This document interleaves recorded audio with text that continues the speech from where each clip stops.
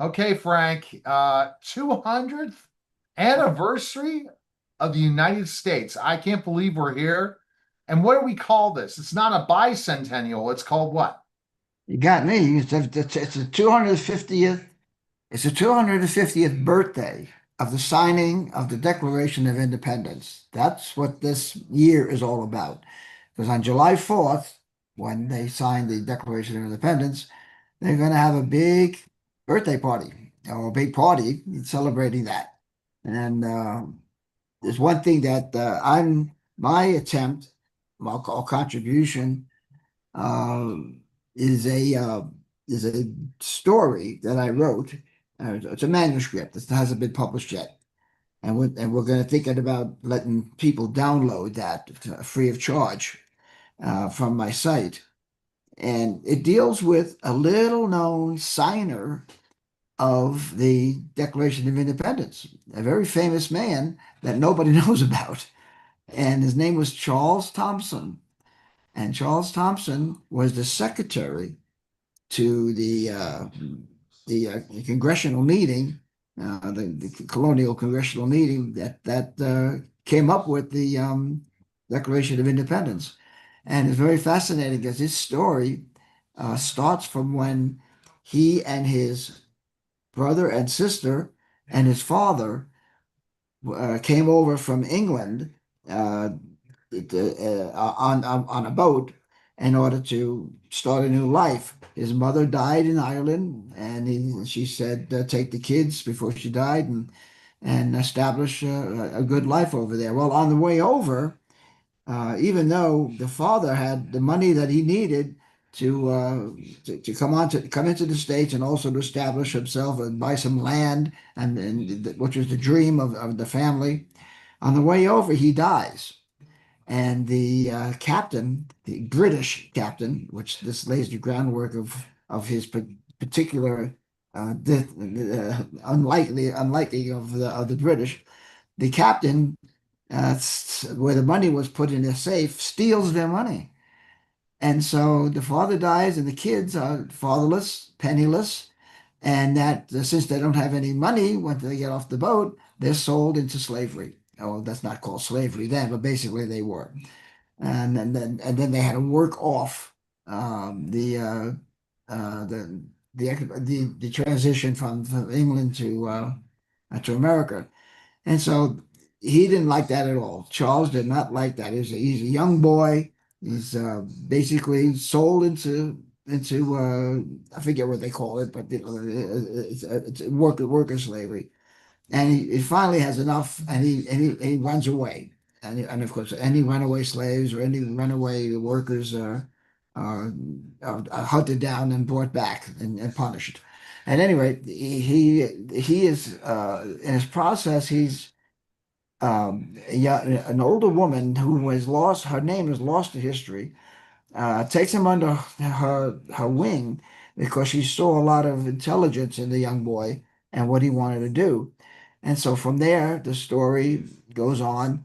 She sends him to a good prep school, and which of course is mainly run by British, which he didn't like also. But he did get a good education, and then eventually he ends up knowing and being a friend of Ben Franklin, who then eventually gets him to become the secretary of the colonial Congress, and they have to hammer out what they were going to do. Are they going to rebel? I mean, you rebel, you get arrested. This whole process that they're going through is taking place while while the party in Massachusetts, the Tea Party in Massachusetts, the uh, the uh, the firings of the shootings going on in Massachusetts with the um, I know you're saying. yeah. And so all that is taken while the Congress is trying to figure out what they're going to do, and they're arguing back and forth until finally they take a note from one of the representatives from Virginia to say, are we going to rebel? Are we going to pull away from Britain or not? And Right. finally, with a lot of this, that, and other, they finally decide they are. And that's when uh, George Washington makes a statement and say, I'm trying to get these farmers, these militia to fight, but they don't know what they're fighting for, really. We don't have Right. a flag, we don't have everything. And so Jefferson said, Adams says, John Adams says, I think we ought to come up with some declaration why we're doing this. And then they go back and forth. And Jefferson writes it, and then they go back and forth. And finally, on July 4th of 1776, they have the Declaration of Independence after much squabbling, it almost didn't happen because the southern states did not like the phrasing in the Declaration about all men are created equal, and in a few other words that the Southern representatives, uh, Rutledge says, what are you saying, Mr. Jefferson? You're saying that slaves are people and not property? And so and Jefferson says, yes, exactly. That's what I'm saying. They're people, right? And they're here in this country and they're Americans, just like anybody else. Well, they said, you put that in any kind of wording in the Constitution and the Declaration, and we're not going to sign it. And you got to have, obviously, all 13 colonies Oh my agree with it. gosh. And so finally, so Ben and Franklin and Jefferson and Adams all retired to the local pub where they used to meet and decide what are they going to do. And then Jefferson and Adams sink their heels in, but Franklin, always the practical person, says, "Look, whether we take if we take that stuff out of the Declaration, right, if we don't take it, it's not going to be signed, and you're not going to have a country anyway. So one way or the other, you might as well just take it out, and we'll fight that other battle later." And Charles Thompson, who just vehement against that, and he finally, near at the very end of his life, he's saying, "Yeah, someday it can't be washed away. Slavery can't be washed away by rules and laws. Have to be washed away by blood." And that's what he predicted 100 years before the Civil War. Uh, so that was very, very interesting. Well, another very interesting thing is when they were trying to create the Constitution and find out the House of Representatives, how do you select, how many Right. representatives per state? And they said, well, we do it by population, all right? And of course, the South comes up and says, and I want to include slaves in the population. And Adams goes, wait a minute. You can't have it both ways. First, you say they're property. Now you say they're people. It was obviously a big brouhaha about that. To finally, one of the representatives, I think it was Virginia too, comes back and says, "Okay, look, what we'll do is we'll count the slaves as two-thirds of a person." So as you can see, it wasn't until the Civil War, and then the Civil Rights Movement 100 years later that really made the black slaves and blacks in general, African Americans in general, full-born, 100% whole people as citizens. So the download book, because it's not published, but it's a book manuscript, goes into all of this, and to see the goings on of what went into they of the United States being created, that Declaration of Independence, which was so dependent upon. Then later on, when they had the first constitutional convention, we originally had the Articles of Confederation. Right. We didn't have a constitution, and the Articles of Confederation just fell apart, did not work. And so they had to have a constitutional convention where they actually wanted to create a constitution. And they laid it all out. They got the Senate and two from each state and representatives and all that stuff, all laid out nicely in the Supreme Court, three branches of government, which we see today. Um, but and then they started talking about, the reason why they split from Britain is what they call the intolerable laws that were put down, like stationing troops in people's homes, freedom of religion, this, that, and the other. And some of the members of the Congress said, well, we don't have to state those as rights because it's inherent in the Constitution. And that's where I forget which one of the representatives said, no, I don't want it to be inherent. I want it to be stated. That's where they came up with the first 10 articles in the Constitution are the Bill of Rights. And it's stated right there. And that has been the bane of progressives everywhere. Okay? Because the Constitution doesn't say what the government can do. It says what the government can't do.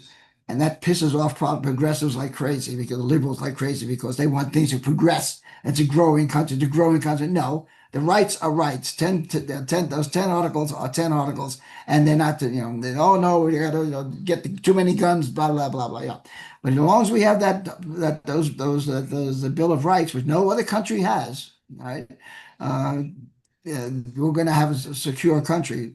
But the liberals and the progressives are going to constantly hammer at it, because they just don't like the idea that the Constitution tells the government what it can't do, not what it Right, can. I got it.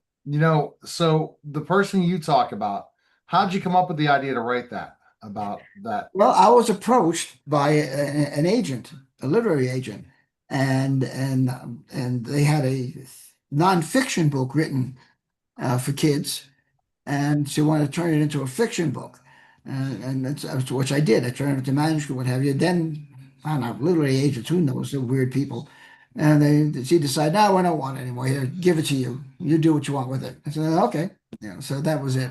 That's how it started, and I came up with a really neat idea, because the book opens up with an interview uh, by a young research reporter working for some newspaper, local newspaper, 50 years later.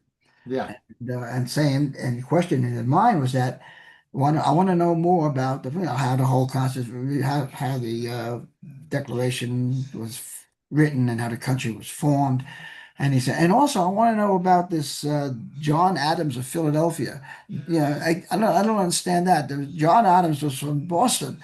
Who was the John Adams of Philadelphia? And he said, oh, that was the person he was interviewing 50 years later, who was a good friend of Charles, said, yeah, well, that was a term that John Adams actually gave to Charles, because of his contribution to the development of the country, and his positions that he took. So through the interview, he kept breaking around so I used the interview process of bringing forth the story. So filling in the empty spaces. That's a good read. I mean, if you're interested in history, like me, I'm a history wonk, and if you like to know exactly how the country was formed, and I pulled from so many different things, from documents, from whatever, and it pulled from the that musical 1776. yeah. I did a very good job of explaining how the Declaration was written, and then the rest of the stuff I pulled from documents in history and what have you. So, but if you're interested and want to know, and especially today, when everybody has all kinds of ideas of what's legal and what isn't, or what's constitutional and what isn't, you know, you want to find out how the give and take was done. And remember, these people that signed the Declaration, they were just individual landowners and politicians and stuff like that, just intelligent men that had to face up to some very interesting concepts that they had to mold into a country. And if you want to find out how that happened, all the give and take and what have you, that would help you download this book. And in fact, Charles Thompson was the first social media, excuse me, social justice warrior that we had in the country, Come on. because he was after he wanted social justice, social justice, social justice, and that was a background of him. But anyway, that's what it's All for. right. Okay. Download the Once it's available, we are just kind of teasing people. It will be available very, very soon. Reach out to Frank and email him by checking out Frank, or email him at frank@frankfiore.com, or go to frankfiore.com. Appreciate it, Frank. Thanks again.